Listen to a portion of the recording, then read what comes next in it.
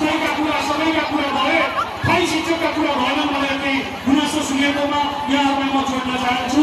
आवधिक भनुवाका कुरा, तहगत वृद्धिका कुरा, ग्रेडका कुरा, यिनी कुराहरूलाई पनि यहाँहरूले अवश्य पनि उठाउनु भएको छ। हामी यसमा ऐक्यबद्धता शिक्षक एकता जिन्दाबाद भन्न चाहन्छौँ। सबै साथमा छौँ। हस्त धन्यवाद, नमस्कार। शिक्षक एकता जिन्दाबाद।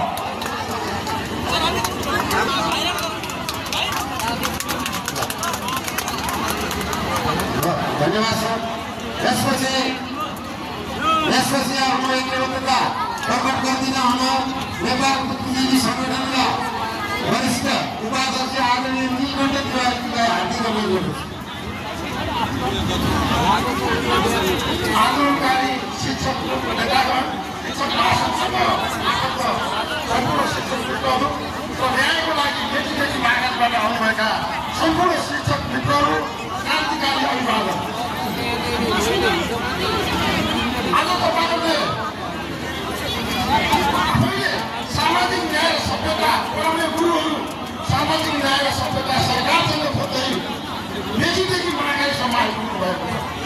तपाईँहरूले आफ्नो माग सम्बोधन गराउनको निम्ति सरकारलाई आफ्नो प्रक्रियाहरू विभिन्न प्रक्रियाहरू पुरा गर्दै आउनु भएको छ। तपाईँहरू शिक्षा विभागमा घरमा बस्नु भएन कि तपाईँहरू राजनीतिक दलका कार्यालयहरूमा देउसी खेल्न जानु भएन कि तपाईँहरूले आफ्ना मागहरूको विषयमा सरकारवालासँग पटक भन्न चुक्नु भयो कि यो सबै हेर्दा तपाईँहरूले सबै प्रक्रियाहरू पुरा गरेको देखिन्छ। र हामीले हेरिरहेका छौँ शिक्षकहरूलाई हामी सबैले हाम्रो राजनीतिक दलका नेताहरूले पनि भन्ने गर्नुहुन्छ शिक्षक भनेपछि प्रधानमन्त्री बनाउनु पनि शिक्षक हो, पाइलट बनाउनु पनि शिक्षक हो, चिकित्सक बनाउनु समाजको अपरेसन गर्ने सामाजिक अभियन्ताहरू बनाउनु पनि शिक्षक हो। यदि त्यसो हो भने शिक्षाको मर्यादा र शिक्षाको सफलतालाई जोगाउनको निम्ति हामी कति मेहनत गऱ्यौँ, त्यसमा हाम्रा सुरुदेखि नै समस्याहरू थिए। तिनै समस्याको कारण आज उठेको हो। शिक्षासँग समझौता गरेर पनि शिक्षाका माग पुरा गर्न नगर्ने, माग पुरा गर्न सिकाउने हाम्रो नियति अहिले देखा परेको छ। हामीले बुझेसम्म तपाईँहरूले 2080 भदौमै नेपाल सरकारसँग सम्झौता गर्नुभएको थियो। त्यो सम्झौता सर्वसम्मति भइसक्दा पनि अहिलेसम्म हुँदा पनि बिचमा तपाईँहरूले चाहिँ नेपाल सरकारका मिलाएर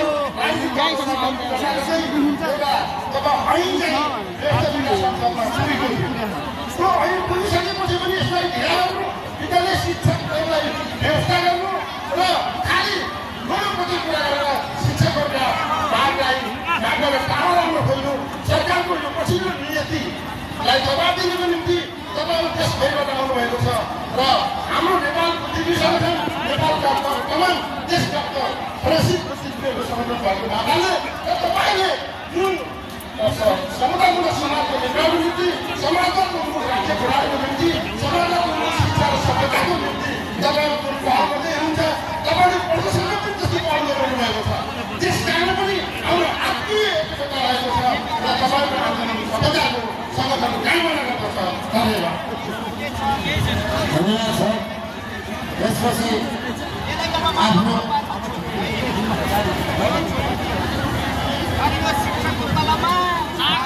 नेपाल शिक्षक सङ्घ काठमाडौँ महिला विभागबाट रु 10,000 आफ्नो लागि सहयोग गर्नुभएको छ। उहाँलाई रु 10,000 उपव्यवस्थापन हस्तान्तरण गरिदिनु हुन अनुरोध गर्दछु। फोटो पनि खिचिहाल्नु।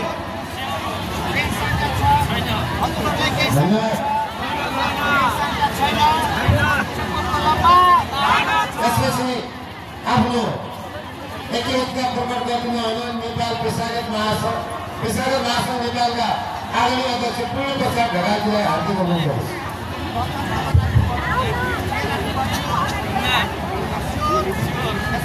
धन्यवाद सर।